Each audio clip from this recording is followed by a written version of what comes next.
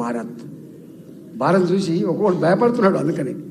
అందుకే ఇవాళ దేశంలో ఇంతకుముందు మా బీవీ రాఘవల్ గారు చెప్తున్నాడు, వారు పాపం మాట్లాడితే ఇంకో గంట సేపు మాట్లాడుతున్నాడు. వారు చెప్పింది నిజం. ఒకప్పుడు జమ్మూ అండ్ కాశ్మీర్ 2 చట్టాలు, 2 జెండాలు, 2 ప్రధానమంత్రులు. ఇవాళ ఒకే దేశం, ఒకే చట్టం. ఎప్పుడైనా మాట్లాడితే నాలుగ తెక్కొస్తా నా కొడుకు అని చెప్పి సంకేతం ఇచ్చిన మోడీ గారు. లాల్ చౌక్లో జెండా ఎగరాలంటే ప్రాణం పోవాల్సిందే. నా కాశ్మీర్లో ప్రతినిత్యం నా సైనికుల మీద రాళ్ల వర్షం కురిచేది, బాంబుల మోతలతో, తుపాకుల శబ్దాలతో చనిపోయినటువంటి వాళ్ళు ఉండేది. నో, ఇవాళ లేదు. ఇవాళ గంత దూరం ఎందుకు? హైదరాబాద్లో చూడలేదా మనం? గోకుల్ చాట్ బాంబు పేలులు, ఎవరు చచ్చిపోయింది అక్కడ? దానికి కులం లేదు, మతం లేదు. అక్కడ ఎవరుంటే వాళ్ళు చచ్చిపోతారు, గుర్తుపెట్టుకోండి.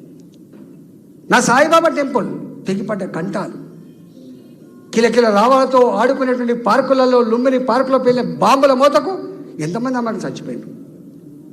అందుకే ఈ దేశంలో ఇక్కడ ప్రశాంతత కావాలంటే, దేశం పురోగమించాలంటే, దేశంలో అమాయకుల ప్రాణాలు గాల్లో కలిసిపోవద్దంటే, ప్రపంచంలో భారతదేశ ఔన్నత్యం గొప్పగా ఎదగాలంటే మోడీ గారే మళ్ళీ ప్రధానమంత్రి కావాలి.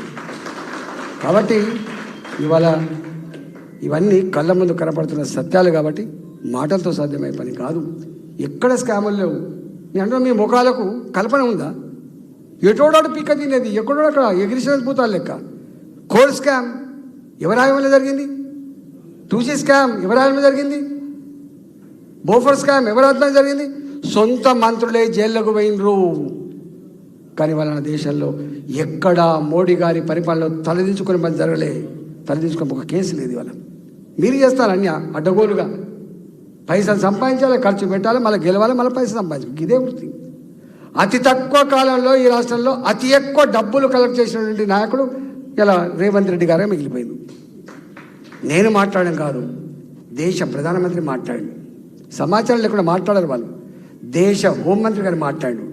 డబుల్ ఆర్ ట్యాక్స్, దానికి తప్పకుండా మూల్యం చెల్లించక తప్పదని కూడా హెచ్చరిక చేసింది. వాళ్ళు తప్పులు చేస్తారు, జైల్లో పెట్టగానే ఏ దేశంలో వాడుకుంటాడు. ఎవడు వాడుకుంటాడు? ఎవడు చేయమని చెప్పాడు? నీకు అధికారం ఇచ్చింది డబ్బులు సంపాదించడం కోసమా? అధికారం ఇచ్చింది సేవ చేయడానికి. కడుపు కట్టుకొని నోరు కట్టుకొని అంటున్నావు కదా, ఎందుకు దాన్ని అమలు చేయలేకపోతున్నాడు? అందుకే దయచేసి మేధావులారా, ఉద్యోగులారా ఆలోచన చేయండి. నిరుద్యోగ భృతి ఇస్తా అని చెప్పండి, ఇవ్వలే. 4,000 రూపాయలు సాధ్యం కాదు. ఏది చేయలేడు. నా ఆర్టీసీ ఇంతవరకు సమస్యల పరిష్కారం కాలే. నా అంగన్వాడీ టీచర్ 18,000 రూపాయలు జీతం ఇస్తానని ఇంతవరకు కాలే. ఏది చేయలేడు. నా మహిళలకు 2,000 రూపాయలు ఇస్తా అని చెప్పండి, ఇవ్వడు. నా చదువుకునే ఆడపిల్లలకు స్కూటీ కొని ఇస్తా అని చెప్పండి, ఇవ్వడు. 2,000 రూపాయల పెన్షన్ అయింది, 4,000 ఇస్తా అని చెప్పండి, ఇవ్వడు. ఇవాళ అలవి కాని హామీలతో అడ్డగోలుగా మళ్ళీ ఎవరితో చెప్పించిండు?